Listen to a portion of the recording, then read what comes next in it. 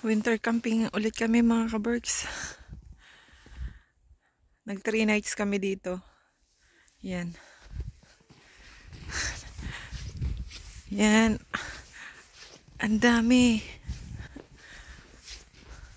Nagsisilabasan na sila. Naghanap sila ng pagkain. Sakit sa mata. Ng puti. 2 days nag-i-snow dito. Kaya ganito ang itsura mga ka-berks. Ayan, sa Alberta. Nung umalis kami sa Banff, sobrang snow. Ayan. Sakit sa mata. Ayan. Kahapon, marami nagka-camping dito. Marami pa rin kasi maraming may RV doon. Oh.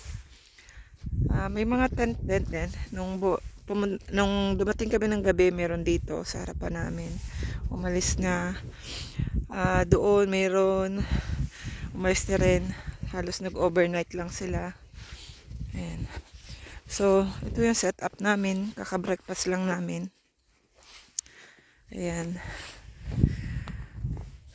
So, kahit mga ka-berks ang aming tent pang summer, yung aming kumot kasi, yung sleeping bag at sleeping pad, importante kasi yung para hindi lamigin.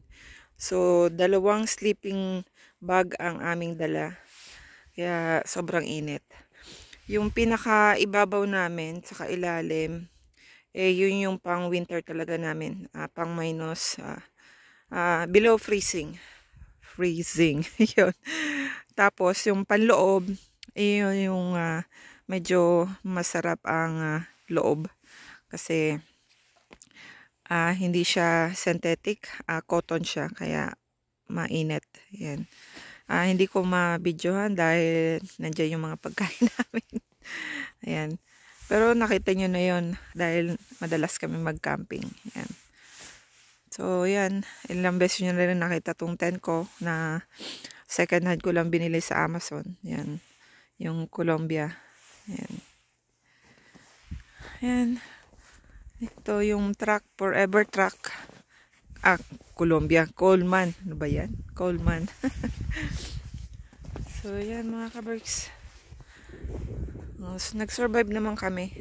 Dahil ilang beses na rin naman namin itong ginagawa. Ayan. At clear sky na.